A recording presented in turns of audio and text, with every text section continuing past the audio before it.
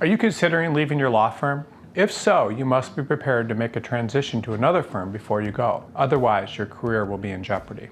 If you think of any questions while watching this video and you want to ask me confidentially, please click on the link that says Ask Harrison a Question. And before we get started, remember to submit your resume at bcgsearch.com if you want me to review it and give you personalized feedback.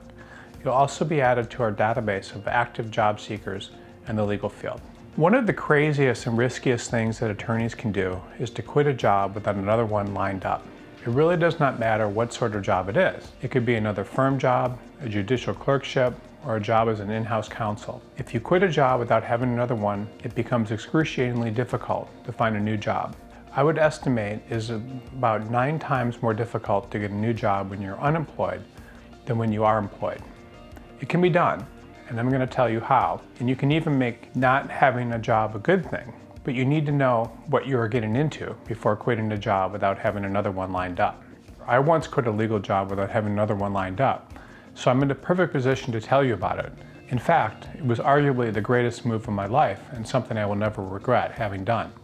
However, you need to understand that if you quit a job without having another one lined up and actually want to stay working as an attorney, this is an incredibly risky proposition and will unnecessarily complicate your job search efforts.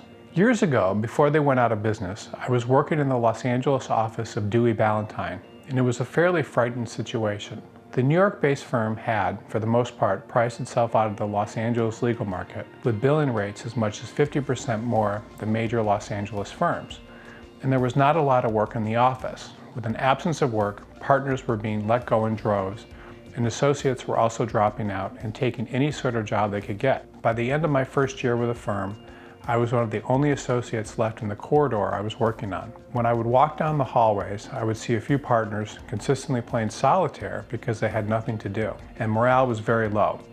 More and more attorneys started being let go even faster than before. Every few days, I would receive a long email diatribe addressed to all the attorneys in the office on someone's last day, reflecting on their experience in a positive light, but generally having a subtle barb at the firm. While I was able to bill over 2,000 hours, which was required for a bonus, I was not pleased with the absence of work or the need to sniff out any sort of work that was available. Although I was in the litigation department, I made friends with the corporate attorney and started doing corporate work with him and learning a little bit about that. The former Attorney General of California, John Vandekamp, worked in my office. He was very classy and distinguished, and he had a friend who owned an auto insurance company in Massachusetts and gave him the cases of people who drove from Massachusetts to California and got into accidents. John gave me all the cases, and that was good stuff. I billed at least a few hundred hours a year doing auto accident cases, and it was entertaining. Other associates in the firm could not believe I had stooped so low to do these cases. They were happier with no bonuses and their jobs at risk for no hours.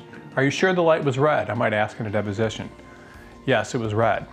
It was high-profile, important work that took me closer to my goal of getting a bonus. There were a few people I knew casually. I started bringing in small bits of work from companies in the Bay Area that had an abundance of money they had no business controlling. Incredibly, the young clients I worked for in the Bay Area thought the fact that Dewey's billing rates were so much higher somehow made the work Dewey did better than the work of the other firms.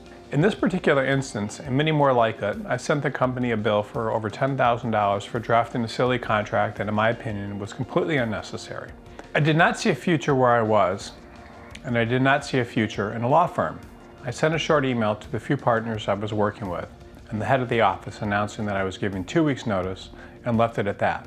What I did not know then, but I know now, is that if an attorney quits a job without having another one lined up, it is generally going to be bad news. So why do law firms avoid out-of-work attorneys like a virus? Most other law firms that subsequently see the resume of an out-of-work attorney will assume that the attorney was fired. People expect attorneys to be constantly employed. Law firms amaze me. I'm always working with a slew of candidates who went to top law schools and worked in the best law firms who were either fired or left voluntarily, and it is very difficult to get firms interested in these candidates. In fact, it is almost impossible. I will tell you how I address this later. These are the kind of things that hiring partners think about attorneys who have no job. If you did not have a job, it's because you were not busy. If you were not busy, it is because you were not doing good work, or God forbid, you were lazy. If you are lazy, then you have no business being an attorney. and being part of our bill all you can culture. If you could not get partners to give you work, how could you possibly expect clients to? If you were fired, you must have done something terrible. If you did something terrible, you should not be part of the guild. One nice thing about attorneys is that they will rarely say anything negative about an attorney's performance to another attorney. The only way you can learn about whether or not there are issues with an attorney is if they have a gap of unemployment on their resume. This is a sign that something is wrong and a sign they might have been fired. Because attorneys will not say anything negative about other attorneys, these gaps in your resume or unemployment are something that says it all and allows attorneys to reach all sorts of conclusions about you and not hire you. It is what is not said that allows attorneys to reach all sorts of paranoid conclusions about other attorneys. So what is wrong with a law firm hiring a fired attorney? While your objective is to protect yourself and get a job, from the law firm's point of view and experience, there's always a lot wrong with hiring a fired attorney. What almost always happens is history repeats itself. Whatever it was that caused the issues at the attorney's prior firm will generally repeat itself at the new firm. Some attorneys are just not cut out for practicing law and working in a law office environment. They may not be able to keep it together psychologically. They may have issues with deadlines. They may have issues working with others. They may not be careful with details. They may not like the work and do poor work. They may not have the energy to work hard. They may not have the social skills necessary to get along with others in and outside the law firm. Others may not like giving them work due to the quality of their work, how pleasant they are to work with, the thoroughness of their work, their ability to follow directions. They're constantly questioning the ethics of the attorneys they're working for, their tendency to look for shortcuts, their criticism of their superiors and peers' work, their general threat to the firm, the fact that they seem to be looking for trouble and a possible lawsuit waiting to happen, their tendency to badmouth or undermine superiors or fellow attorneys to clients, their tendency to spread rumors inside and outside of the law firm, or their tendency to side against the firm and management. All of these are valid reasons for firms to fire people. Let's face it, some people really suck, and they are not part of the team. Law firms do not like these sorts of people. The point is this: fired attorneys more often than not make trouble at their next home. They are more likely to quit and make problems at their next firm. They are more likely to be paranoid and document every interaction and thing that happens in case they have to sue their next employer. They're more likely to want to hurt people who employ them because they feel like they have been wronged. I know that none of these are nice things to say. However, I have seen this sort of thing play itself out more times than I can remember, and it is what it is. This is not always the case, not even 50% of the time, but there is enough of a pattern that law firms avoid it. They know there is likely going to be trouble with fired attorneys, and that is the reason they avoid them. If you do not have a job when looking for a job, employers will assume, at a minimum, that you left on bad terms. Since I've been doing this nearly my entire career and have spoken with thousands of attorneys, I can generally tell when an attorney has been fired and when an attorney has simply left on bad terms. Attorneys who have been fired will generally be quite honest about the reasons why, or they will give a series of explanations, often conflicting, that make such little sense you know there is something going on in the background. In contrast, an attorney who is left on bad terms will generally be quite vocal about the reasons why. If you left a firm on bad terms, regardless of the terms, other law firms are going to assume the problem is with you and not the firm you left. After all, these law firms are large institutions that in many cases have been around for 100 years or more. Thousands of attorneys have passed through them without issue. Why did you have so many issues? I've known attorneys with problems at home. They always seem to have problems at home. They keep them away from work and clients. They could be romantic issues, issues with children, and other problems that make it near impossible for them to dedicate time to their work and be effective attorneys. I've known still other attorneys who will pack up and leave firms when they're not getting the sort of work that they want. I have these sorts of conversations weekly. If you left one firm on bad terms, you are likely to leave the next on bad terms as well, and so forth. You're going to be trouble, and the guild does not want trouble. Other legal employers will assume that you left due to the fact that there was not enough work available, because no one wanted to give you work, or you could not get work. The point is that you need to constantly go after work in every possible way you can. If you leave a firm because there is no work or are let go because of this, then you appear to be someone who is not proactive and cannot find ways to get work. You need to be seen as someone who finds ways to ingratiate yourself to others in the firm to get work, and also to people outside the firm to get work. The role of partners in law firms is to step up and get work from clients to support other partners, associates, secretaries, office space, your health insurance, and more. The role of an associate is far less important. If you cannot even get work from people in your own firm, the logic goes, how can we be expected to invest in you with the expectation that you will pay dividends and help support everyone here in the future? Other law firms will assume that you're not committed to what you're doing and will not like it at their firm either. Law firm success and the practice of law require a tremendous amount of commitment. You need to work on stuff you are not interested in working on. You need to do work for people you are not interested in working for. You need to work for clients and others you do not always believe in. You need to work very long hours, to work as long as necessary in a moment's notice. Being an attorney is similar to being a soldier in a war, and it is not an easy profession. There is no tenure like you might get in an academic job. Because being an attorney is so difficult, you absolutely need to be committed to the work, and this commitment cannot waver. If the commitment wavers and you leave one firm, then it will waver again and again. Law firms are smart enough to know that once a crack shows in your commitment level, it is generally going to be fatal. You will leave again. If you do not have another job, you look desperate and like you need one. Law firms get spooked if it looks like you really need a job. They want to feel that they are getting someone who is valuable and that other people want. Think about it. Has anyone ever spooked you away with their neediness? When you're unemployed and law firms feel like you need them, it becomes much harder to get a job. You just do not look as desirable or attractive.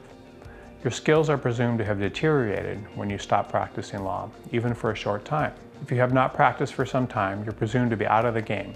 Not being in the game, employers will presume that you're no longer motivated, not up to date on the law, and do not have the skills necessary to be a good attorney. The idea is that you have been off track and are no longer fit, at least in the eyes of legal employers. This belief is so strong in the legal profession that I've seen judges allow clerks to continue clerking for them for years longer than necessary because they fear that if the clerks are not working, it will look to employers like they do not have the skills. So how do you avoid the negative perceptions of not being employed when looking for a legal job? A great number of the attorneys I work with look for jobs while unemployed, and I successfully placed many of them.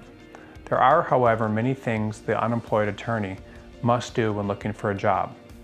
How they position themselves is very important to the successful outcome. There are certain reasons for being unemployed that will almost always work well. Moving to another state to be closer to family. If you lose or quit your job and fear a long period of unemployment, one useful strategy is to move to a city and start studying for the next bar exam, if you need to, and explain everything away based on this move. This generally will buy you between 3 and 6 months of unemployment that does not look suspicious to employers. Law firms generally do not have any issues with people relocating, and it certainly makes sense. If you relocated to be close to your family, to help with a sick family member, to get married, and so forth, this does not make law firms suspicious. All of the issues surrounding why you may have left your firm due to problems with you and your work become irrelevant. You relocated for geographic reasons. I'm going to tell you a secret. Most of the placements that I make are for people relocating for one reason or another. These are easy placements to make. There are no questions about the person doing good work at their prior firm or potentially leaving because there are problems with the person. The only reason they are looking and leaving is because of geography. This works, and if you left your last job and made a mistake, the easiest way to rectify this is to move and get your head together in a new location. There is nothing wrong with taking some time off to study for a new bar exam before taking a new job. If you stay where you are, however, this is going to start to make law firms uncomfortable if more than a few months go by. Your unemployment will be more difficult to explain away. I have had several candidates refuse to leave places like New York City for other locations when the market seized up. This never works out after they have been out of work for a while. A sick or dying parent, child, or other compassionate personal issue. In some cases, people move homes or leave jobs because a parent or other significant person is dying, and they are the only ones who can take care of that person. Law firms are mostly made up of human beings and respect this. If something very bad happened, then law firms will generally understand this. You can then explain that you are interested in a new firm for various reasons and have not explored going back to your firm yet. If all else fails, you can immediately enroll in an LLM program or get a clerkship fast. This is a brilliant move, and I have seen it work wonders. You can even do 2 LLMs if there's a severe market slump. Law firms, for the most part, do not see LLMs as a break in the practice of law. Moreover, if you are a litigator, a clerkship is considered a form of experience and is received and respected. The LLM, of course, must be related to your practice area and should be from a good school. But being in an LLM program can save your career if you're in a tough spot. Try and keep your voicemail and profile on the website of your law firm as long as possible. This is generally a point of negotiation when attorneys are leaving a law firm. Some law firms are very nice about this, but it is rare. Most law firms will allow you to do this for a month or so, some longer. The longer you can look fully employed by your law firm, the better. You should never lie, of course, but if the law firm is willing to help you find a job, that is a good thing. Have awesome explanations for why you left. The better your explanations for leaving your last job, the better off you will be in many cases. Just being completely upfront about why you left will give law firms all the assurances in the world that you will be a good hire for them. These reasons, though, must have some weight to them. For example, the law firm closed an entire office, or the law firm eliminated a practice group. The partners you work for all went to another firm and could not take any associates with them. If you have really good reasons, and you believe they are good reasons, then it is always best to be as honest as possible as you can about these reasons. The number one rule for these reasons, however, is that these reasons should always be something outside of your control. And finally, you need to go all out and find a job fast. This is the most logical explanation. You need to make sure that you use a good legal recruiter who's willing to get you out to a lot of firms and introduce you and work hard for you, that will get you out to as many prospects as possible and help you shape the reasons for leaving. You can submit your resume to us at bcgsearch.com. Another option may be to use lawcrossing.com, which tracks down all the legal jobs and consolidates them in one place to research and apply to every job opening you can possibly find there. And you really do need to find a position fast and cannot mess around. If you think you are going to lose your job or are strongly considering quitting and are looking for a job, one of the most dangerous things you can do during interviews is to give law firms the impression that you might be in danger of losing your job.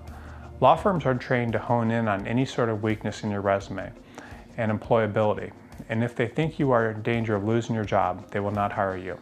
One common method law firms will use to see how secure you are in your job is to ask how busy you are. If you tell them you're not that busy, they will think there is something wrong with your work, or that you might be in danger of losing your job. Law firms will ask you how soon you can start, and all sorts of questions along those lines to see how badly you want to work for them and to sense if you are in any danger of losing your job. The second a law firm smells weakness, it is all over. In fact, sometimes I feel one of the primary functions of the law firm interview is to figure out if you're in danger of losing your job so that the firm can disqualify you and not hire you if you are. Never give the law firm you are interviewing with any indication you might lose your job or be in danger of losing your job. In my case, quitting a law firm was a good thing because I found a new career. Most attorneys, however, are not so lucky. If you quit a law firm without a new job lined up, you should be prepared that your next job, like it was for me, is unlikely to be in the law at all.